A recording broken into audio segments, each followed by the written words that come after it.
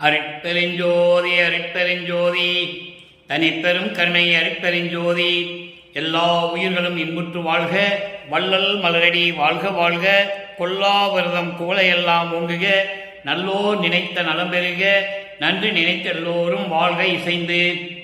உலக மக்களே, அறிவார்ந்த அன்பர்களே, ஆண்மநேய ஒருமைப்பாடுடைய அன்பர்களே, அருட்பெருஞ்சோதி ஆண்டவருடைய திருவிளையாடல் தொடர்கிறது.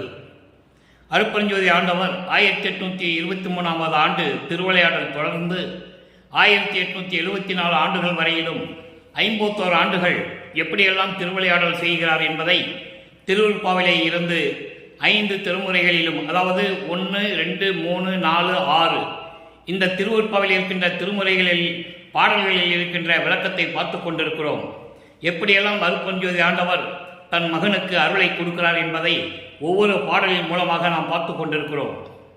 காரணம், வல்லப்பெருமானவர்கள் அருட்பெருஞ்சோதி ஆண்டவரால் இந்த மண்ணுலகிற்கு ஒரு தாயின் வழியாக வருவிக்க உற்று 9 ஆண்டுகள் வரையிலும் தான் யார் என்ற தெரியாத நிலையில் இருந்து கொண்டிருக்கிறார். அருட்பெருஞ்சோதி ஆண்டவருடைய திருவிளையாடல் நடந்து கொண்டிருக்கிறது. தன் மகனை, தன்னிடம் இருந்த செல்வ மகனை செல்வப்பிள்ளை என்று பெயரிட்டு மகனை வளர்த்து கொண்டிருக்கிறார் அருட்பெருஞ்சோதி ஆண்டவர். தன்னுடைய செல்வ பிள்ளையை ஒரு தாயின் வழியாக இந்த மண்ணுலகிற்கு வருவிக்க செய்து சுத்த சன்மார்க்கத்தை மகனிடம் கொடுத்து உலக மக்களுக்கு தெரிவிக்க வேண்டும். உலக மக்களை எல்லாம் சுத்த சன்மார்க்கத்தில் சேர்த்து அந்த உலக மக்கள் எல்லாம் இன்புறா வாழ வேண்டும் என்பதற்காகத்தான் தன் மகனை ஒரு தாயின் வழியாக வருவிக்க செய்தார் அருட்பெருஞ்சோதி ஆண்டவர். அதன் பிறகு வருவிக்க உற்ற பிறகு 9வது ஆண்டிலே தன் மகனை ஆட்கொண்டு, மகனை நீ என்னால் வருவிக்க உற்றவன் என்ற நிலை மட்டும் அவருக்கு தெரிவித்து மறைந்து விடுகிறார்.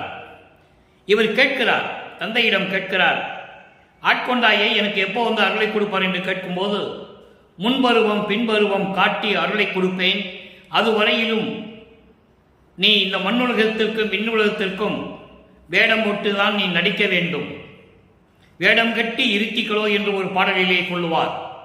வேஷம் மட்டும்தான் போடணும், நீ யாருன்னு யாருக்கு தெரியக்கூடாது என்ற நிலையில் இருக்கும்போதுதான் வல்லப்பெருமானவர்கள் கேட்கிறார்கள் தந்தையிடம், முன்பருவம் பின்பருவம் என்றால் என்ன என்று கேட்கும்போது, முன்பருவம் என்பது 9 ஆண்டுகளுக்கு முன்னால் முன்பருவம். அதோடு மட்டுமல்ல, சமயங்களிலும் மதங்களிலும் மார்க்கங்களிலும் சார்ந்திருந்த காலம்தான் முன்பருவம். அதன் பிறகு பின்பருவம், சுத்த சன்மார்க்கத்தை பெற்ற பிறகு பின்பருவம். இப்படியெல்லாம் நம் பகுதியாக பிரித்து உனக்கு அருளை கொடுப்பேன் என்று சொல்லி மறைந்து விடுகிறார். 51 ஆண்டுகளையும் 8 பிரித்து 6 பகுதிகளாக பிரித்து 6 48 48 ஆண்டுகள் வரையிலும் தன் மகனுக்கு எப்படியெல்லாம் அருளை கொடுக்கிறார் என்பதை திருவருட்பாவில் வள்ளற்பெருமான் நமக்கு அருளிய பாடல்களின் மூலமாக நான் உங்களுக்கு விளக்கம் கூறிக்கொண்டிருக்கிறேன். இறுதியாக 3 ஆண்டுகள் தான் இறைவனுடைய 2 கலந்த ஆண்டுகள்.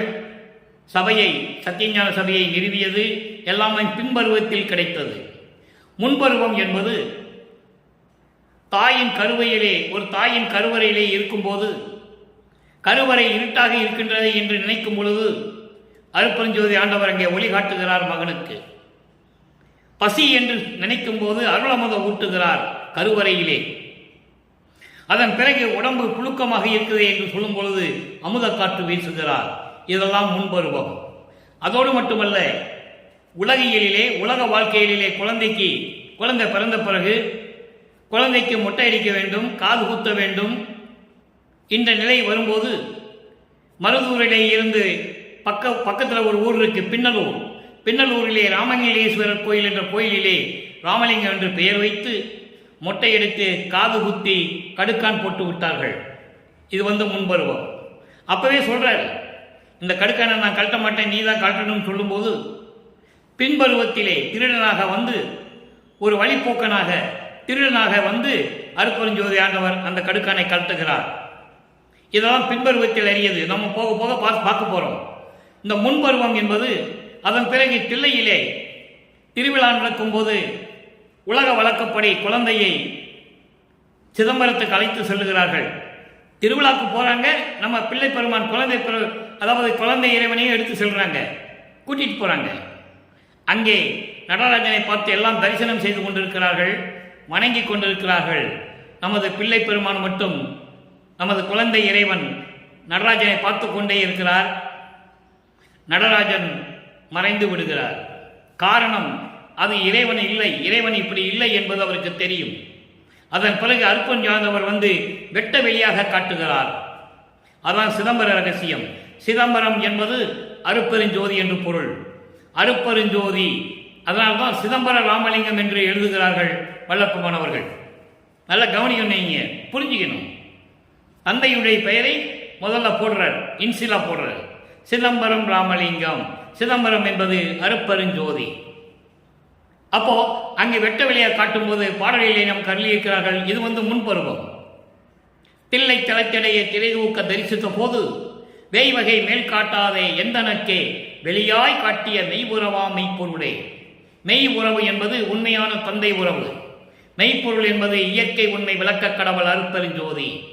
வேய்வகை மேல் காட்டாதே என்பது நகை போடாம, பட்டு துணி உடுத்தாம வெட்ட வெளியா காட்டினது. நல்லா புரிஞ்சுக்கணும்.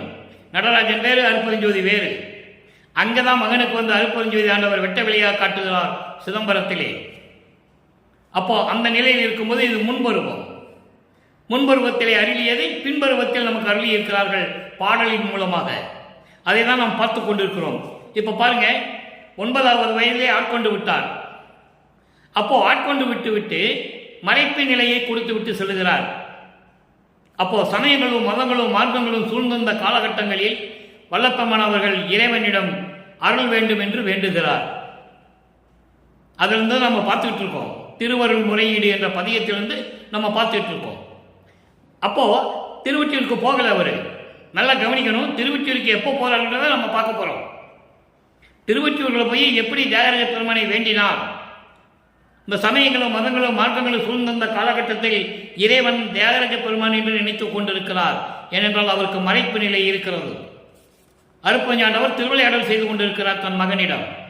ஏனென்றால் சமயங்களிலும் மதங்களிலும் இருக்க வேண்டும், தன் மகனை இருக்க செய்ய வேண்டும், அதன் நெறிகளை பின்பற்ற வைக்க வேண்டும். அதன் பிறகு அதே மகனை வைத்துக் கொண்டு இதெல்லாம் உலக மக்களுக்கு தேவையில்லை, பொய் என்று சொல்ல வேண்டும். அந்த நிலைக்கு திருவிளையாடல் நடந்து கொண்டிருக்கிறது என்பதை இங்கே நான் பதிவு செய்ய கடமைப்பட்டிருக்கிறேன். என்றால் பிரபஞ்சம் தோன்றிய காலத்திலிருந்தே கிரேத யுகம், துவார யுகம், கலியுகம். கலியுகம் முடிந்து விட்டது. 1900ஆம் ஆண்டில் முடிந்து விட்டது. 1900 அது வல்லப்பெருமான் தெளிவாக நமக்கு அருளி இருக்கிறார்கள். இப்போ ஒளி யுகத்தில் இருந்து கொண்டிருக்கிறோம், சுத்த சன்மார்க்க காலத்தில் இருந்து கொண்டிருக்கிறோம். அப்போ இந்த மார்க்கங்களும் சமயங்களும் மதங்களும் தோன்றி மக்களை ஆட்டி படைத்துக் கொண்டிருக்கின்றன. அதன் பிரகாரம் மக்கள் வழிபட்டுக் கொண்டிருக்கிறார்கள். இதெல்லாம் மாற வேண்டும். அதற்கு ஒரு மகன் வேண்டும். அந்த மகனை இந்த மண்ணுக்கு வருவிக்க வேண்டும். இந்த நிலை நீடித்துக் கொண்டிருக்கிறது. அப்போ இப்போ திருவருள் முறையீடில் எப்படி வேண்டுகிறார் என்பதையும், அடுத்த காலகட்டத்தில் 2ஆம் திருமுறையிலே எப்படி உலக மக்களுக்கு அந்த மதங்களிலே மார்க்கங்களிலும் இருந்தார் என்பதை தெரிவிக்கிறார் என்பதையும், 3ஆம் திருமுறைக்கு வரும்போது திருவொற்றியூரிலே தியாகராஜ பெருமானை எப்படி இவர் பார்க்க சொல்லுகிறார், இவரை பார்த்து எப்படி தியாகராஜ பெருமான் திருவழியாக ஓடுகிறார் என்பதையும் பார்க்க போகிறோம். 4ஆம் திருமுறைக்கு வரும்போது இறைவன் ஆட்கொள்ளுகிறார், பின்பருவத்துக்கு வந்து விடுகிறார். இறைவன் ஆட்கொண்டு 4ஆம் திருமுறையிலே தான் உனக்கு திருநீறு வேண்டாம் மகனே, இதுவரைக்கும் நீ இருந்தது போதும், இனிமேல் உனக்கு திருநீறு தேவையில்லை, நீ பூச தேவையில்லை, உலக மக்களுக்கு சொல்லிவிடு என்ற ஒரு அந்த அருளை கொடுப்பதையும் ஏமசித்தி பெறுவதையும் நாம் பார்க்க போகிறோம். அதன் பிறகு சுத்த சன்மார்க்கத்தை பெற்ற பிறகு, ஏமசித்தியை பெற்ற பிறகு சாதா கல்வியை எப்படி கற்றுக்கொள்ளுகிறார் என்பதையும், தத்துவங்களை எப்படி கறக்கிறார் என்பதையும், இறுதியில் கடவுள் நிலை அறிந்து அம்மையமாதல் என்ற நிலையையும் படிப்படியாக நாம் பார்த்துக் கொண்டிருக்கிறோம். அருட்பெருஞ்சாண்டவருடைய திருவிளையாடல் தொடர்ந்து கொண்டிருக்கிறது. இப்போ திருவருள் முறையீடு 1ஆம் திருமுறை பதிகம் 1, 1ஆம் திருமுறை 3வது பாடல். தினமும் ஒரு பாடல் விதமாக பாடலில் இருக்கின்ற விளக்கங்களின் மூலமாக அருட்பெருஞ்சோதி ஆண்டவருடைய திருவிளையாடலை நாம் பார்த்து கொண்டிருக்கிறோம். 4 வருடங்களுக்கு தொடரும். இது நல்லா கவனிச்சுட்டே வரணும். தினமும் நீங்கள் பதியத்தை பார்க்கணும்.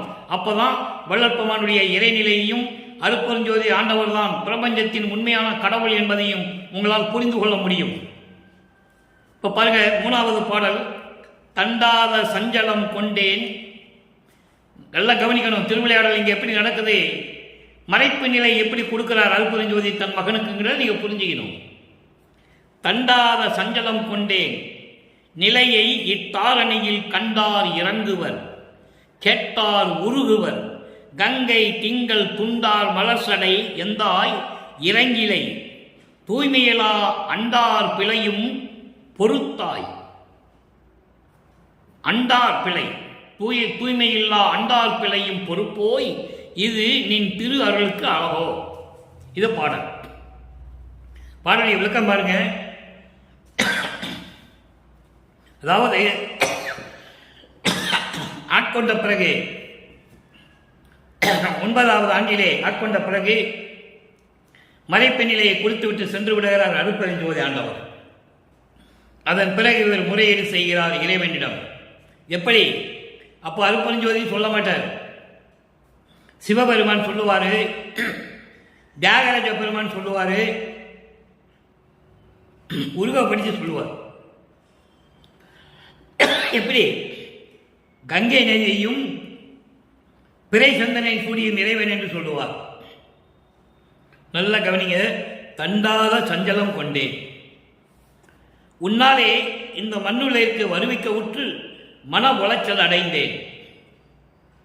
உன்னாலே இந்த மண்ணுலகிற்கு வருவிக்க உற்று மன உளைச்சல் அடைந்தேன்.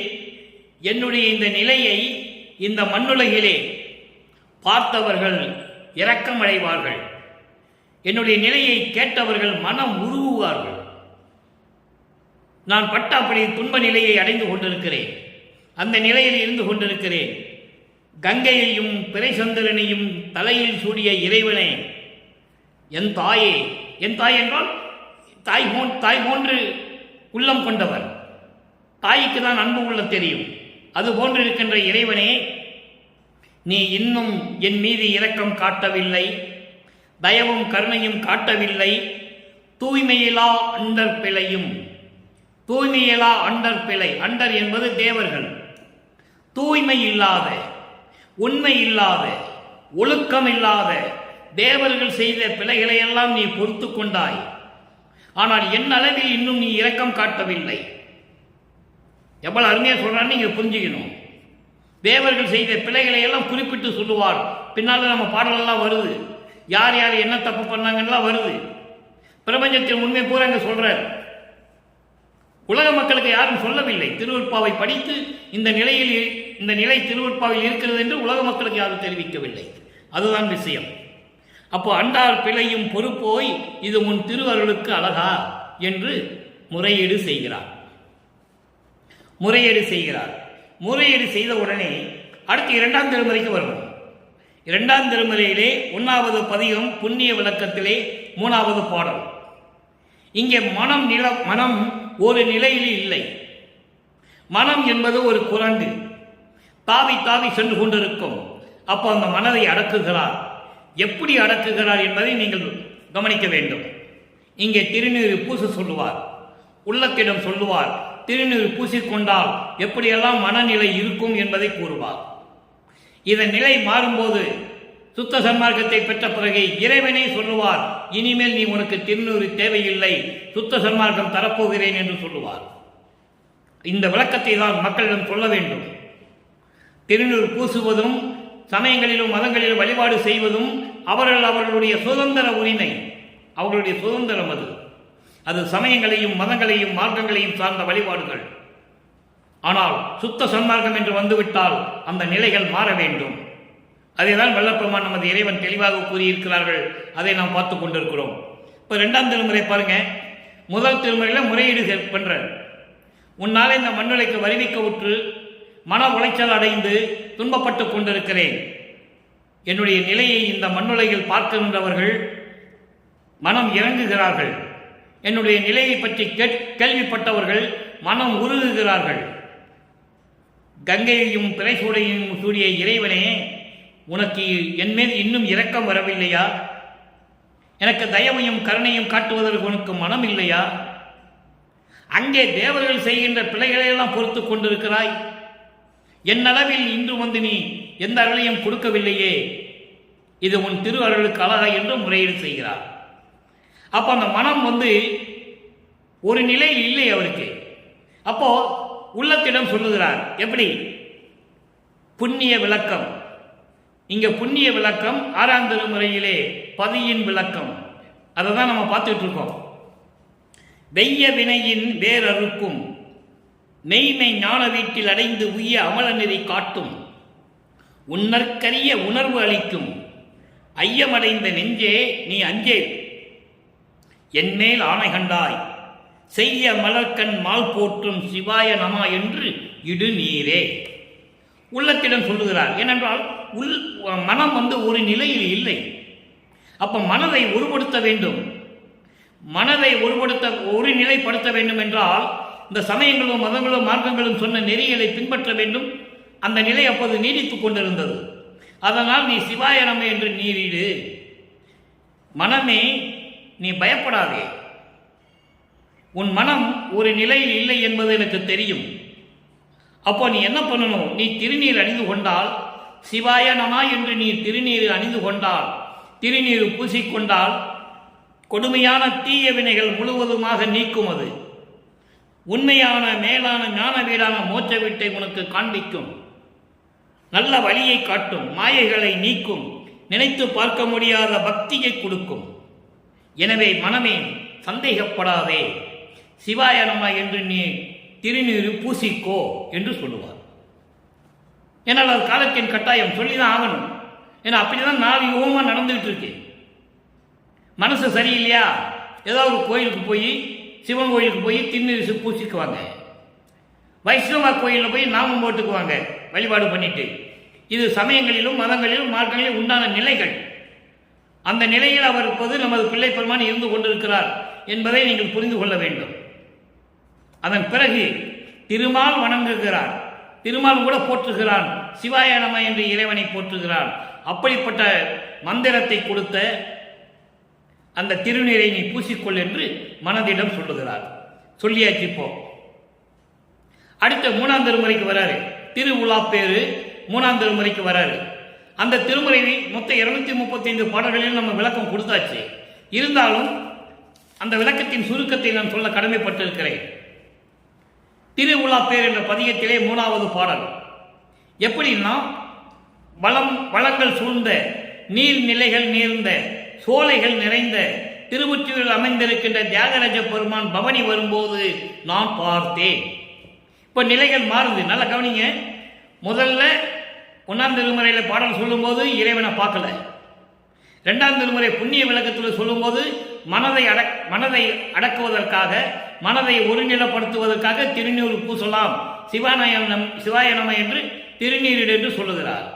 ஏனென்றால் அருட்பெருஞ்சோதி சொல்ல வைக்கிறார். இவர் விரும்பி இருந்தியதில்லை. சமயங்களிலும் மதங்களிலும் மார்களில் விரும்பி இருந்தது இல்லை. காரணம், அதற்கான விளக்கம் இருக்கிறது. மண்ணுலகத்துக்கு வருவதற்கு முன்னாலே விண்ணுலகத்திலே அருட்பெருஞ்சாண்டவர் மகனுக்கும் உரையாடல் நடந்து கொண்டிருக்கிறது. எல்லாமே விண்ணுலகத்திற்கு எல்லாம் இருந்து கொண்டிருக்கிறார்கள். மகனை மண்ணுலகிற்கு போக சொல்லுகிறார். இவர் முடியாது என்று சொல்லுகிறார். அதன் பிறகு லட்சுமியும் சரஸ்வதியும் போய் அவர் முன் ஆடி பாடி சமாதானப்படுத்துகிறார்கள். இதெல்லாம் திருவள்ளுப்பாலை இருக்கு, யாரும் மறுக்க முடியாது. அப்போ சமாதானப்படுத்தி தான் அனுப்புறாங்க. அப்போ இவருக்கு அந்த நிலை அப்போ தெரியாது, மறைப்பு நிலையில் இருந்து கொண்டிருக்கிறார். இப்போ அதனால திருநூறு சொல்றது. சுத்த சன்மார்க்கம் அவருக்கு இப்போ தெரியாது. சுத்த சன்மார்க்கத்துக்கு திருநூறு தேவையில்லை. அதாவது தேவையில்லை என்று சொல்லுவது குறியீடுகள் தேவையில்லை. சுத்த சன்மார்க்கம் என்பது ஒரு தனி மார்க்கம், எந்த விதமான குறியீடு இல்லாத மார்க்கம். சமயங்களில் மதங்களில் இருந்தால் எதை வேணா பூசிக்கலாம், அதாவது நாமம் போட்டுக்கலாம், பூசிக்கலாம், என்ன வேணா பண்ணிக்கலாம். ஆனால் சுத்த சன்மார்க்கம் என்பது ஒரு தனி மார்க்கம், எதையும் சாராத மார்க்கம் என்பதை இங்கே வல்லற்பமானவர்கள் தெளிவாக குறிப்பிடுகிறார். அதை நம்ம பார்க்க போகிறோம். அப்போ 3ஆம் திருமுறையில் திருவிழா வீதி வரும்போது நான் பவனியை கண்டேன். என்னை பார்த்ததும் தியாகராஜ பெருமான் திருவழியாக ஓடுகிறார். நாரையையும் கிளிகளையும் தூது அனுப்பி பார்த்தேன், எந்த விதமான பலனும் இல்லை. அப்போ அவருடைய மனநிலை எப்படி இருந்திருக்குன்னு நீங்க புரிஞ்சுக்கணும். ஏன் நாரையும் கிளியும் தூது அனுப்பி திருப்பி பதில் வரல? அங்கே அருப்பெருஞ்சோதி ஆண்டவர் திருவிளையாடல் செய்கிறாரு. நீ அங்கே போகாத, திரும்பி போகாத, இப்படியே போங்கன்னு சொல்கிறார், பாட்டில் இருக்கு. அப்போ இப்படியெல்லாம் இருந்து கொண்டு ஜோதிடம் பார்க்க போகிறார். ஒரு குறைச்சி பெண்ணிடம் போய் குறி கேட்க சொல்லுகிறார். இந்த நிலைகளெல்லாம் தொடர்ந்து கொண்டிருக்கிறது 3ஆம் திருமுறையிலே. இதெல்லாம் திருவொற்றியூரிலே நடந்து கொண்டிருக்கிறது. அதன் பிறகு 4ஆம் திருமுறை. 4ஆம் திருமுறை என்பது எல்லாமே அவர் இருக்கிற இடத்திலேயே நடக்குது, திருவொற்றியூருக்கு போகலை. அப்போ 4ஆம் திருமுறையிலே ஏமசித்தியை பெறுகிறார். ஏமசித்தியை பெற வேண்டும் என்றால் திருநீரை விடணும். சமயங்களிலும் மதங்களிலும் மார்க்க இருக்கின்ற அந்த குறியீடுகள், சங்கற்ப விகற்பங்களை விடணும். விட்டாதான் ஏமசித்தியை பெற முடியும். ஏமசித்தி என்பது பொன் செய்கின்ற ஒரு சித்தி உடையது. நினைச்சா எதை தொட்டாலும் தங்கமாகும். நினைச்சா நினைச்ச இடத்துல இருக்கலாம். ஒரே உருவத்தில் பல இடங்கள்ல இருக்கலாம். பறந்து செல்லலாம். முதல்ல ஏமசித்தியை வாங்கணும். அதுக்கான திருவிளையாடல் இங்கே நடக்குது. நல்ல கவனிங்க. இறைவன் எப்படி மகனிடம் வந்து திருவிளையாடல் செய்கிறார் என்பதை நீங்கள் இப்ப நீங்க நல்லா கவனிக்கணும். 4ஆம் திருமுறை பதிகம் 3 பிரசாத மாலை. பிரசாத மாலை என்பது அடியார்களுக்கு பிரசாதம் கொடுத்து கொண்டிருக்கிறார் இறைவன். தன் மகனுக்கு என்ன கொடுக்கிறார்? 3வது பாடல். இந்த நிலை நடக்கும்போது வல்லப்பமானவர்கள் வருவிக்க உற்று 24 ஆண்டுகள் முடித்து விட்டது. 24. இந்த 24 ஆண்டுகளுக்குள் அவர் பட்ட துயரங்கள், துன்பங்கள், வருத்தங்கள் எல்லாமே இறைவனுடைய திருவிளையாடல். அதை இங்க சொல்றார் பாரு. இங்க சொல்றார் பாருங்க. 3வது பாடல். அழகு நிறைந்து இலக ஒரு திருமேனி தரித்து அடியேன் முன் எழுந்தருளி அருள் நகை கொண்டு அடியார் கழுகு நடு என இருத்தி அவருக்கெல்லாம் நீரு அளித்து, அவர்களுக்கெல்லாம் கழித்து நீரு கழித்து அருளி என் நலவில் கருணமுகம் மலர்ந்து குலகியல் செஞ்சுடற்பூவை பொக்கணத்திலிருந்து எடுத்து கொடுத்து அருளி நின்றனை என் குறிப்பறியேன் குருவே மலர் கலற்றின் உரிவிலங்க மணிப்பொதுவில் ஜோதிமய வடிவோடு இன்ப நடம் வாய்ந்து இயற்றும் பதியே. 3ஆம் திருமுறை வரைக்கும் ஜோதி வடிவமே வராதங்க. இங்கே ஜோதி வடிவம் என்று சொல்லுகிறார். இருந்தாலும் அருப்பெருஞ்சோதி என்று இன்னும் சொல்லவில்லை. நல்லா பார்த்துக்கிட்டே வரணும். நீங்க அன்பர்களே, நான் ஏற்கனவே கூறியது போல காலம் கடத்துவதற்காகவோ வேண்டுமென்றோ இந்த பதிவெல்லாம் நான் போடுவதில்லை. காரணம், திருவொற்பாவுடைய விளக்கங்கள், அருப்பெருஞ்சோதி ஆண்டவருடைய திருவிளையாடல் என்னென்ன நடந்தது என்பதை உலக மக்களுக்கு போய் சேர வேண்டும் என்ற காரணத்தினால்தான் தமிழ் இலக்கணம் தெரியாத என்னை இறைவன் ஆட்கொண்டு 3 வருடங்களாக சதுர்கரையிலே உட்கார வைத்து 6 திருமுறைகளுக்கு விளக்கம் கொடுத்து அந்த விளக்கங்களை இப்போது உங்களிடம் நான் சொல்லிக் கொண்டிருக்கிறேன் என்பதில் என்று கூறிக்கொள்வதில் பெரும் மகிழ்ச்சி அடைகிறேன். நல்லா நீங்கள் டெய்லி வந்து தினமும் இந்த பதிவை நீங்கள் பார்க்கணும். வருமானத்திற்காகவோ விளம்பரத்துக்காகவோ இது அல்ல. அருப்பெருஞ்சோதி ஆண்டவருடைய திருவிளையாடலை இதுவரையிலும் 202 ஆண்டுகளாக யாருமே கூறவில்லை என்பதுதான் வேதனையான விஷயம். இப்போ பாருங்க எப்படி திருவிளையாடல் நடக்குதுங்க. அப்பனும் மகனுக்கும் நல்லா கவனிச்சுட்டே வரணும். இப்போ நான் பாட்டை சொல்லிட்டேன், விளக்கம் பாருங்க. அழகு நிறைந்த இழக அழகோடு விளங்கி கொண்டிருக்கின்ற ஒரு திருமேனி தரித்து, திருமேனி என்பது அருள் தேகத்தோடு, அருள் வடிவம் என்பது ஞான தேகம். இதுக்கு முன்னால 2 பாடல்ல முதல்ல பிரபல தேகத்தை பார்த்தோம். அப்புறம் சுத்த தேகத்தோட இறைவன் வந்து மகனுக்கு காட்சி கொடுத்ததை பார்த்தோம். இப்போ ஞான தேகத்தோட வந்து காட்சி கொடுக்கிறார். ஞான தேகத்தோட வந்து காட்சி கொடுத்து என் முன்னால் எழுந்தருளி அருள் புன்னகையுடன் முகமலர்ந்து என்னை அடியார்கள் கூட்டத்தில் நடுவே இருக்க வைத்து, இந்த நிலைகள்லாம் மற்றவங்களுக்கு தெரியாது, அவங்க கண்ணுக்கு தெரியாது, இவருக்கு மட்டும்தான் தெரியும். நிறுத்தி அவர் நடுவிலே நிறுத்தி அவர்களுக்கெல்லாம் ஒரு பொக்கணத்தை அவுத்து, பொக்கணம் சுருக்கு பை, திருநீர் பையை அவுத்து திருநீர் கொடுத்தாய். ஆனால் என்னை பார்த்தவுடனே கருணையோடும் தயவோடும் முகமலர்ந்து, ஏன்னா முதல்ல கேட்கிறாரு, முன்பருவத்தில் கேட்கிறாரு, எனக்கு அருள் கொடுக்க உனக்கு தயவு இல்லையா, கருணை இல்லையா கேட்கிறாரு. இப்போ கருணையோடு முகமலர்ந்து, இது பின்பருவம்.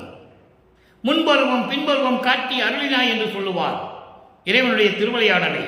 அதான் இப்போ நம்ம பேசிட்டு இருக்கோம், அதான் சொல்லிட்டு இருக்கோம். விளக்கம் பாடலில் இருக்கின்ற விளக்கம், கற்பனை அல்ல, பொய் அல்ல, கதை அல்ல, திருவருட்பாவில் இருக்கின்ற விளக்கம். அப்போ முன்பருவத்தில் என்ன சொன்னாரு? என்ன இந்த உலகத்தில் பார்க்குறவங்கெல்லாம் இறக்கப்படுறாங்க, என்னுடைய நிலையை கேட்டவர்கள் எல்லாம் உருகுறாங்க, மனம் உருகுறாங்க, உனக்கு மட்டும் மனம் உருகவில்லையா, கருணை இல்லையா, தயவு இல்லையாலாம் கேட்பார். இப்போ அதை சொல்றாரு, கருணை முகம் அலர்ந்து குலகியல் செஞ்சுடர் பூவை. குலகியல் என்பது அருள் தன்மையுடைய ஒரு அருள் கொடை, அதை பூன்னு சொல்றாரு. அவ்வளவுதான். அந்த பூ தான் ஞானதேகம். பின்னால் 6ஆம் திருமுறை வரைக்கும் அது விளக்கம் தருவார். 6ஆம் திருமுறைக்கு வரும்போது அதை விளக்கம் கொடுப்பார். இப்போ அருள் கொடை கொண்ட செஞ்சுடர் பூ என்று சொல்லுவார். அந்த பூ என்பது அருள் கொடை என்பது ஞானதேகம். அதான் ஞானதேகத்தோட வர. அப்படி வந்த பிறகு பொக்கணத்தில் எடுத்து கொடுத்து அருளி நின்றாய். மற்றவங்களுக்கெல்லாம் நீ திருநீர் கொடுத்த. இதை ஏன் சொல்றாருன்னா உலக மக்களுக்கு தெரியப்படுத்த வேண்டும். அருட்பெருஞ்சோதி ஆண்டவருடைய திருவிளையாடல் உலக மக்களுக்கு தெரிய வேண்டும். தன் மகனுக்கு ஏன் திருநீர் கொடுக்கல? ஏன்னா அந்த 4ஆம் திருமுறை அதாவது 4வது 8க்கு வரும்போது வர்ற வரைக்கும் அவர் திருநீர் பூசிக்கொண்டிருக்கிறார்.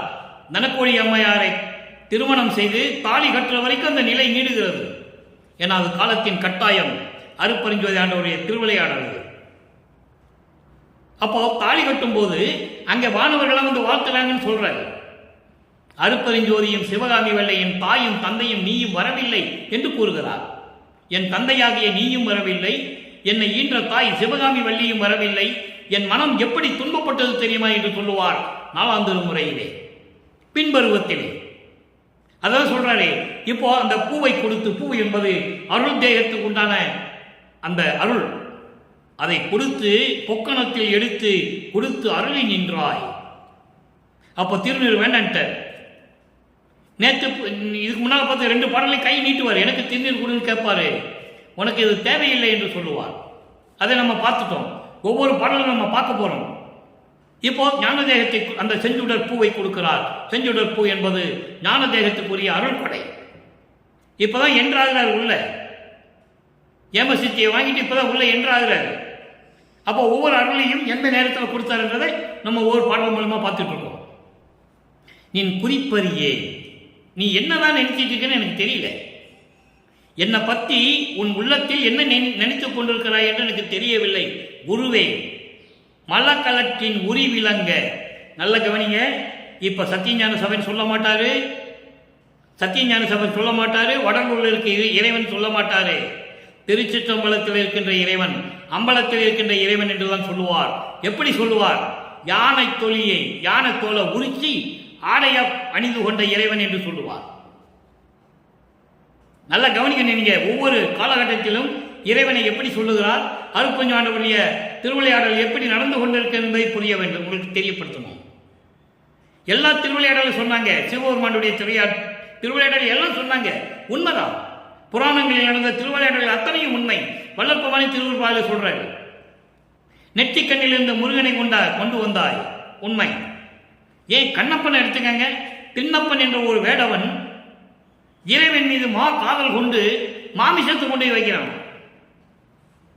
அதான் கண்ணப்பனாக, கண்ணை பிடிங்க அங்கே வைக்கிறாரு, கண்ணப்பனாகிறாரு. இது இறைவனுடைய திருவிளையாடல் தான். எல்லா திருவிளையாடலையும் சொன்னார்கள். அருட்பெருஞ்சோதி ஆண்டவருடைய திருவிளையாடலை யாருமே சொல்லலை. அதான் இங்க சொல்றாரு. அப்படிப்பட்ட இறைவன் என்னை வந்து என்னை பார்த்து ஞான தேகத்துக்கு உண்டான அந்த அருள் கொடையை எனக்கு கொடுத்தார். திருநீர் பையிலிருந்து திருநீர் எனக்கு கொடுக்கவில்லை, அடியார்களுக்கு கொடுத்தார். இன்ப அப்படி யானை தோலை உரித்து ஆடையாக அணிந்து கொண்ட இறைவனே அருட்பெருஞ்சோதியை சொல்ல முடியாது. அருட்பெருஞ்சோதி தனி ஆண்டவர். எந்த சமயங்களையும் மதங்களையும் மார்க்கங்களையும் சாராத இறைவன். சாதியும் மதமும் சமயமும் பொய் என ஆதியில் உணர்த்திய அருட்பெருஞ்சோதி. சாதியும் மதமும் சமயமும் காணா ஆதியநாதையாம் அருட்பெருஞ்சோதி. அதனால அகவலை நமக்கு அருளியிருக்கிறார்கள் வல்லற்பமன் என்பதை இங்கே குறிப்பிட நான் கடமைப்பட்டிருக்கிறேன். அடுத்து பாருங்க, இப்படியெல்லாம் யானை துளியை உரிச்சு அதை ஆடையா அணிஞ்சிட்டு இருக்கின்ற இறைவன் மணிமன்றில் அம்பலத்திலே நடனமாடுகின்ற ஜோதிமய வடிவோடு. இந்த ஒரு இடத்துல தான் சொல்லுவார் வளர்ப்புமான், ஜோதிமய வடிவோடு. ஜோதி என்று எல்லாருமே சொன்னார்கள். இறைவன் ஜோதியாக இருப்பான் என்றெல்லாம் சொல்லுவார்கள். அருப்பதும் ஜோதி என்று யாரும் சொல்லவில்லை. அவன்தான் இறைவன், ஒரே இறைவன் என்று யாரும் சொல்லவில்லை. அப்படி ஜோதி வடிவோடு இன்பம் நடந்து புரிகின்ற இறைவனே என்று சொல்லுகிறார். அதுக்கு பிறகு பாருங்க, இப்போ 4 திருமுறை முடிச்சாச்சு. 6ஆம் திருமுறைக்கு வரோம். பதிவிலக்கம். இப்போ இங்கே இறைவனை எப்படி சொன்னாரே, திருவொற்றியூரில் இருக்கின்ற இறைவன், கங்கையை தரையில் கூடிய இறைவன், பிறைச்சந்திரனை கூடிய இறைவன், யானை தொழிய உரிச்சி ஆடையாக அணிந்து கொண்ட இறைவன், அப்படியெல்லாம் சொல்லுவார். சுத்த சன்மார்க்கத்தை பெற்ற பிறகு, முழுமையாக இறைவன் ஆட்கொண்ட பிறகு திருவிளையாடல் எப்படி நடக்கிறது? பதிவிலக்கம். பதிவிலக்கம் என்றால் கடவுளுடைய விளக்கம். எப்படிப்பட்ட கடவுள் என்று உலக மக்களுக்கு தெரியப்படுத்த வேண்டும். 3வது பாடல் பதிவிலக்கம், 6ஆம் திருமுறை 3வது பாடல். சார்பூத விளக்கமோடு, நல்ல கவனிங்க, சார்பூத விளக்கமோடு பகுதிகள் விளக்கம், தத்துவங்கள் விளக்கம் எல்லாம் தரும் விளக்கமாகி, நேராதி விளக்கமாய் பறை விளக்கமாகி, நிலைந்த பராபரை விளக்கமாகி, அகம் புறமும் பேராசை விளக்கமாய், சுத்த விளக்கமதாய், பெரு விளக்கமாகி, எல்லாம் பெற்ற விளக்கமதாய், சீராட விளங்குகின்ற இயற்கை விளக்கதாம். இயற்கை விளக்கமதாம் திருச்சிற்றம்பலத்தினிலே தெய்வம் ஒன்றே கண்டீர். ஒரே கடவுள், ஒரே இறைவன், அருட்பெருஞ்சோதி. இப்ப இந்த பாட்டுடைய விளக்கம் பாருங்க. பூதங்களுடைய விளக்கங்களோடும், அந்த பூதங்களுக்கு உள்கருவிகள் இருக்கின்றன. நிலம், நீர், நெருப்பு, காற்று, ஆகாயம், 5 பூதங்கள். இந்த 5 பூதங்களுக்கும் ஒவ்வொன்றுக்கும் 5 உட்கருவிகள் இருக்கின்றன. 5 × 5 25. இது விளக்கம் நிறைய இருக்கு. அதை இப்போ நம்ம சொல்ல முடியாது, ஏன்னா பாடலுடைய விளக்கம் சொல்ல முடியாது. அதுக்கு நான் ஏற்கனவே விளக்கம் கொடுத்துருக்கிறேன். நம்ம பதிகத்தில் நீங்கள் நம்ம யூடியூப் சேனலில் நீங்கள் பார்த்துக்கலாம். அப்போ இப்படிப்பட்ட விளக்கங்களாக இருக்கின்ற இறைவன், தத்துவங்களின் விளக்கங்களாக இருக்கின்ற இறைவன். தத்துவங்கள் என்பது 36, தத்துவங்கள் என்பது 90. அப்ப இந்த 36 விளக்கங்கள். ஆன்ம தத்துவம் 24, விஷ்ணு தத்துவம், ஆன்ம தத்துவம் என்பது பிரம்ம தத்துவம் 24, விஷ்ணு தத்துவம் 7, ருத்திரன் தத்துவம், சிவ தத்துவம் 5. இப்படி வித்யா தத்துவம் என்று சொல்லுவார் விஷ்ணு தத்துவத்தை. சிவ தத்துவத்தை ருத்திரன் தத்துவம் என்று சொல்லுவார். ருத்திரனுக்கு 5 தத்துவங்கள் உண்டு. சுத்த வித்தை, ஈஸ்வரம், சதாக்கியம், விந்து, நாகம். விஷ்ணு தத்துவம் என்பது, வித்யா தத்துவம் என்பது 7, காலம், நியதி, கலை, வித்தை, அராகம், புருடன், மாயை. பிரம்ம தத்துவம் 24, பூதங்கள் 5, பொறிகள் 5, கண்மேந்திரங்கள் 5, அந்த கரணங்கள் 4, இந்திரியங்கள் 5. இப்படி 4 × 20, இது ஒரு நாள் 24. இப்படி தத்துவங்களுடைய விளக்கமாகவும், அந்த தத்துவங்களுக்கெல்லாம் தரக்கூடிய விளக்கமாக விளங்கிக் கொண்டிருக்கின்ற இறைவன், அதாவது நேராக நின்று, அதற்கு நிகராக நின்று விளக்கமாக இருக்கக்கூடிய இறைவன். பறை விளக்கமாகி, ஞான சக்தியின் விளக்கமாகி, பறை என்பது ஞான சக்தி, பராபரை என்பது ஞான சித்தி. அதை 2ஆக பிரிக்கிறார் வல்லபெருமானவர்கள். பறை விளக்கமாகவும், ஞான சித்தியாகவும், ஞான சக்தியாகவும் விளக்கமாகி, அகமும் புறமும். அகமும் புறமும் என்பது அண்டங்களிலே உண்டு, பிண்டங்களிலே உண்டு. அண்டங்களிலே அகம் என்பது சூரிய, அகம் என்பது அக்கிரன், அக்னி. அகப்புறம் என்பது சூரியன். பிண்டங்களிலே அகம் என்பது ஆன்மா, அகப்புறம் என்பது ஜீவன். அதன் விளக்கங்களாகவும், சுத்த விளக்கமாகவும், பெரு விளக்கமாகி. இப்படி பாருங்க, பெரு விளக்கம் என்பது பெருவெளியினுடைய விளக்கம். அதாவது பரவெளி சுத்த தேகத்துடையது, பராபரவெளி பிரம தேகத்துக்குரியது, பரம்பரவெளி பராபரவெளி ஞான தேகத்துக்குரியது. இப்படி பரவெளி, பரம்பரவெளி, பராபரவெளி, அதுக்கு மேலே பெருவெளி, பெருவெளிக்கு மேலே பெருசுகவெளி. அதை இங்க சொல்றாரே, எல்லாம் பெற்ற விளக்கமதாய், பெருசுக விளக்கமாய் இருந்து கொண்டு சீராட விளங்குகின்ற இயற்கை விளக்கமதாம். போற்றக்கூடிய போற்றும் அளவில் விளங்கிக் கொண்டிருக்கின்ற இயற்கை உண்மையின் விளக்கமாக திகழ்ந்து கொண்டிருக்கின்ற சிற்றம்பலத்தினிலே. அந்த சிற்றம்பலம் என்பது 16வது நிலை. சரியை கிரியை யோகம் ஞானம் 16வது நிலை தான் திருச்சிற்றம்பலம். அந்த சிற்றம்பலத்திலே தெய்வம் ஒன்றே கண்டீர், அங்கே இருக்கின்ற தெய்வம் ஒரே தெய்வம் அருட்பெருஞ்சோதி என்று உலக மக்களுக்கு தெரிவிக்கிறார். சரி, இப்போ திருவருள் விளைதல். அங்கேயும் திருவருள் முறையீடு சொன்னாரு.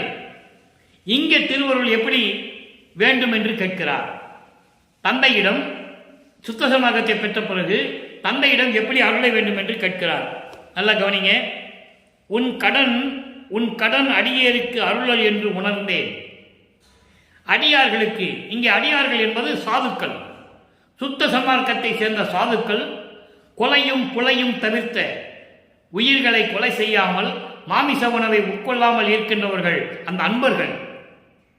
எந்த மதத்திலும் சமயத்திலும் மார்க்கத்திலும் இருந்தாலும் சரி, கொலையும் புலையும் தவிர்த்தவர்களுக்கும் இறைவனுடைய அருள் உண்டு என்பதை கூறுகிறார். சாதுக்களுக்கும் அந்த மாதிரி அன்பர்களுக்கும் அருளை கொடுப்பது உனது கடமை என்று நான் அறிந்தேன், உணர்ந்தேன். எப்போ? இறைவன் ஆட்கொண்ட பிறகு, பின்பருவத்திலே அருளை பெற்ற பிறகு. அதுக்கப்புறம் உடல் பொருள் ஆவியும் உனக்கே பின்கடன் இன்றி கொடுத்தனன்.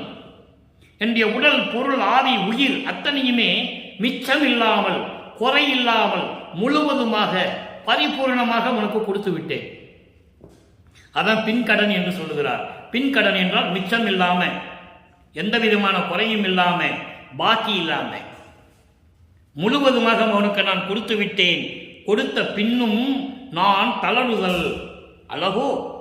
இவெல்லாம் கொடுத்த பிறகு கூட நான் துன்பப்படுவது உனக்கு அழகாக இருக்குதா? நீ தந்தை அல்லவா, நான் உன் மகன் அல்லவா, இதெல்லாம் உனக்கு அழகாக இருக்கிறது என்று சொல்லி திருவருள் கேட்கிறார். அருள் வேண்டும் என்று கேட்கிறார். அடுத்து பாருங்க, என் கடன் புரிவேன். என் கடன் புரிவேன் என்பது நான் எனது வேலையையும் எனது கடமையையும் நான் எப்படி செய்வேன்? சுத்த சன்மார்க்கத்தை உலக மக்களிடம் தெரிவித்து விடு என்று சொன்னாய். அதற்காகத்தான் என்னை வருவிக்க உற்றாய். நானும் வருவிக்க உற்று உலக மக்களிடம் சொல்லிக் கொண்டிருக்கிறேன். நீ பூரணமாக அருளை கொடுக்காவிட்டால் நான் எப்படி என்னுடைய கடமையை நான் செய்ய முடியும்? யார் துணை என்பேன்? எனக்கு யார் துணை இருக்கிறார்கள்? நான் யாரிடம் சென்றதில்லையே என்று சொல்லுவார். ஒரு கட்டத்திலே அருட்பெருஞ்சாண்டவர் மகனிடம் சொல்லுவார், மகனே, பிரம்மன், திருமால், ருத்திரன் ஏற்கனவே 5 தொழில்களை படித்துக் கொண்டிருந்தார்கள். அவர்களிடம் ஒரு ஆலோசனை கேட்கலாமே என்று சொல்லும் பொழுது சொல்லுவார், எனக்கு அது தேவையில்லை. உன்னை மறக்கவும் மாட்டேன், மற்ற தேவர்களை மதிக்கவும் மாட்டேன். என் முன் அவர்கள் வலிமை இல்லாதவர்கள் என்று சொல்லுவார். என் முன் வலி இலர் என்று சொல்லுவார். செத்து செத்து பிறக்கும் இவர்கள் என் முன் வலி இலர் என்று சொல்லுவார். அந்த நிலையிலிருந்து சொல்லுவார், நான் யார் துணை என்பேன்? எனக்கு யார் துணை இருக்கிறார்? முன்கடன் பட்டார் போல் மனம் கலங்கி முறிதல் ஒரு கணம் தரியேனே. முன் கன்ற கடன் பட்டார் போல், உலகிலே சொல்லுவாங்க, கடன் பட்டார் நெஞ்ச போல் கலங்கி நின்றான் இலங்கை வேந்தன். கடன் பட்டவர் நெஞ்சை போல் கலங்கி நின்றான் இலங்கை வேந்தன் என்று உலகியலிலே சொல்லுவார்கள். அதுபோன்று கடன் பட்டவருடைய மனம் எப்படி துன்படும் தெரியுமா? அதுபோன்று நான் இருப்பது இனிமேல் ஒரு கணமும் நான் சகித்துக் கொள்ள மாட்டேன். விரைவில் வந்து நீ எனக்கு அருளை கொடுக்க வேண்டும் என்று கூறுகிறார். அடுத்து பாருங்க, கூறுகிறார், அருளை கேட்கிறார். இறைவன் கொடுத்த அருள் எப்படிப்பட்டது அதையும் உலக மக்களுக்கு சொல்லணும். அருட்பெருஞ்சானுடைய திருவிளையாடலை படிப்படியாக நம்ம கொண்டு வந்துட்டு இருக்கோம். ஒரு நாள் இது முடிவடையதில்லை. 1ஆம் திருமுறை முடியணும், 2ஆம் திருமுறை முடியணும், 3ஆம் திருமுறை முடியணும், 4ஆம் திருமுறை முடியணும், 6ஆம் திருமுறை முடியணும். முடிஞ்சாதான் பூரணமான அந்த அருட்பெருஞ்சாண்டவருடைய திருவிளையாடல் எப்படி முடிஞ்சதுன்னு சொல்ல முடியும். முடிஞ்சது எப்போ? 30/1/1874. 30/1/1874 இரவு 12 மணிக்கு தான் அருட்பெருஞ்சானுடைய ஆண்டவருடைய திருவிளையாடல் முடிவடைகிறது. நல்லா புரிஞ்சுக்கணும். நீங்க இந்த பாடலில் அதை சொல்றேன், நல்லா கவனிக்கணும். 48 ஆண்டு அருளிய அருமையை வியத்தல் 3வது பாடல். எய்ப்பிலே கிடைத்த வைப்பது என்கோ, என் உயிருக்கு இன்பமே என்கோ, துய்ப்பிலே நிறைந்த பெருங்கழிப்பு என்கோ, ஜோதியில் ஜோதி என்கோ, தப்பு எல்லாம் பொறுத்த தயாநிதி என்கோ, தனி பெரும் தலைவனே என்கோ இப்பிறப்பதிலே, நல்லா கவனிக்கணும், இப்பிறப்பதிலே மெய்ப்பயன் அளித்து எனக்கு என்னை ஆண்டு அருளிய நின்னையே, உன்னை நான் எப்படி சொல்லுவது என்று சொல்லுகிறார். நல்ல கவனிங்க, அற்புதமான பாடல். எப்படியெல்லாம் இறைவனுடைய திருவிளையாடல் நடந்தது, அருட்பெருஞ்சாண்டவருடைய திருவிளையாடல் எப்படியெல்லாம் நடந்ததுன்றது இந்த பாடலில் 4 வரியில் சொல்கிறேன். ஒவ்வொரு பாடலையும் நம்ம பார்க்க போகிறோம். எய்ப்பிலே கிடைத்த வைப்பது, அதாவது முதுமை காலத்திலே வைப்பு நிதி போன்று இருக்கின்ற செல்வமே என்று நான் முன்னை சொல்லுவதா? எப்போ மூப்படையும் போது, வயதாகும் போது உலகியலிலே சொல்லுவார்கள், ஏதாவது சேமித்து வச்சுக்கப்பா, உனக்கு வயசான காலத்தில் ஏதாவது உதவி இருக்கும், உதவியாக இருக்கென்று உலகியலிலே சொல்லுவார்கள். இங்கு அப்படி அல்ல. இது சுத்த சன்மார்க்க விளக்கம், இறைவன் கொடுத்த விளக்கம். எப்படி? வரும் காலத்தில் என்னோடு கலந்து கொள்ள போகும் அருள் செல்வம் என்று உன்னை நான் சொல்லுவதா? எப்படி சொல்ற பாருங்க. அது உலகியல் விளக்கம், நூல் விளக்கம். வயசான காலத்தில் உனக்கு ஏதாவது பணம் வேணும்பா, ஏதாவது பேங்கில் போட்டு, வங்கியில் ஏதாவது பணம் போட்டு சேமித்து வச்சுக்கோ, இல்லை ஒரு எல்ஐசி பாலிசி எடுத்து வச்சுக்கோன்னு சொல்லுவாங்க. அது உலகியல் விளக்கம். இது அப்படி அல்ல. எய்ப்பிலே கிடைத்த வைப்பது என்கோ என்றால் வரும் காலத்தில் என்னோடு கலந்து கொள்ளப் போகிறாயே, அப்படிப்பட்ட அருள் செல்வம் என்று உன்னை நான் சொல்லுவதா? அப்ப இவருக்கு தெரிஞ்சிருச்சு, இரண்டரை கலக்கவில்லை, ஆனால் கலக்க போறோம் தெரிஞ்சிருச்சு இல்ல. அப்ப இறைவன் அருளை கொடுக்கிறார், காட்சி கொடுக்கிறார். அப்ப சொல்றாரு, வருங்காலத்தில் என்னோடு கலந்து கொள்ள போவதை நினைக்கும் போது என் மனம் எப்படி இருக்க தெரியுமா? அப்படிப்பட்ட அருள் செல்வம் என்று உன்னை நான் சொல்லுவதா? என்கோ என்றால் சொல்லுவதா என்று பொருள். அதோடு மட்டுமல்ல, என் உயிருக்கு இன்பமான இறைவன் என்று நான் சொல்லுவதா? துய்ப்பிலே நிறைந்த பெரும் களிப்பு என்பதா? இப்பொழுது என் உள்ளத்திலே பரிபூர்ணமாக விளங்கிக் கொண்டு பேரின்பமாக விளங்கிக் கொண்டிருக்கின்ற இறைவன் என்று நான் சொல்லுவதா? அதோடு மட்டுமல்ல, ஜோதியில் ஜோதி என்று சொல்லுவதா? ஜோதியில் ஜோதி என்று சொல்லுவார். ஜோதியில் ஜோதி என்று சொல்லுவதா? தப்பெல்லாம் பொறுத்த தயாநிதி என்று சொல்லுவதா? அவர் என்ன தப்பு பண்ணாரு? உலக மக்களுக்கு சொல்லணும்ல, விளக்கி சொல்லுகிறார். இறைவன் தந்தையிடம் சொல்லுகிறார், தப்பெல்லாம் பொறுத்த தயாநிதி என்று சொல்லுவதா உன்னை? சமயங்களிலும் மதங்களிலும் மார்க்கங்களிலும் இருந்தபோது அந்த நெறிகளை பின்பற்றி கொண்டிருந்தேனே, அந்த தவறுகளை எல்லாம் பொறுத்து, அப்ப எனக்கு சுத்த சன்மார்க்கம் தெரியாது. நீ இருக்க சொன்னாய் இருந்தேன், திருநூறு பூச சொன்னாய் பூசினேன், உத்தராட்ச மாலையை போட்டுக்கிட சொன்னாய் போட்டுக்கொண்டேன், காது குத்தி கடுக்கான் போட்டு விட்டார்கள், பெற்றுக்கொண்டுதான் இருந்தேன். அந்த தவறையெல்லாம் நீ என்னை மன்னித்து அருளி என்னை ஏற்றுக்கொண்டு எனக்கு அருளிய விதத்தை நான் சொல்லுவதா? தனிப்பெரும் தலைவனே என்று சொல்லுவதா?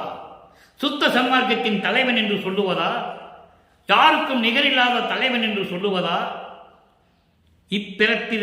இப்பிறப்பதிலே மெய்ப்பயன் அளித்து உன்னால் இந்த மண்ணுலைக்கு வருவிக்க உற்று இந்த மனித உடம்பு எடுத்தேனே, அந்த உடம்பை இந்த பிறவியிலேயே, அதாவது இந்த மண்ணுலகத்திலேயே, இந்த யுகத்திலேயே எனக்கு பயனளித்து அழியாத உடம்பாக்கி கொடுத்தாயே. அழியாத உடம்பாக்கி கொடுத்து என்னை ஆண்டு அருளிய உன்னை நான் எப்படி சொல்லுவது?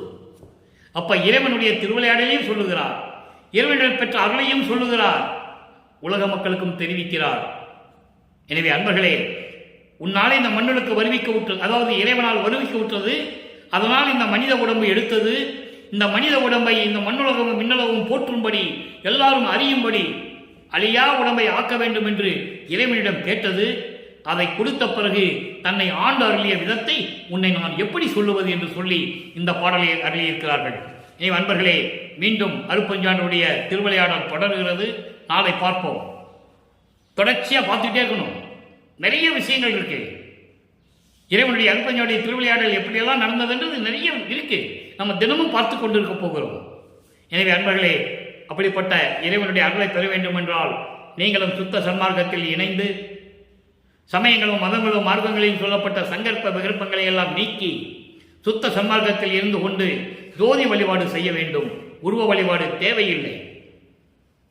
ஜோதி வழிபாடு செய்து அருட்பெருஞ்சோதி அருட்பெருஞ்சோதி தனிப்பெருங்கனே அருட்பெருஞ்சோதி மகாமந்திரத்தை உச்சரித்து இறைவனுடைய அருளையெல்லாம் பெற்றுக்கொண்டு நீங்கள் இந்த உலகத்திலே வாழ்வாங்கு வாழ வேண்டும், நோயற்ற வாழ்வில் வாழ வேண்டும் என்று இறைவனுடைய தயவாலையும் கண்ணையாலையும் வாழ்த்தி இந்த வள்ளலார் ஊழியன் விடைபெறுகிறேன்.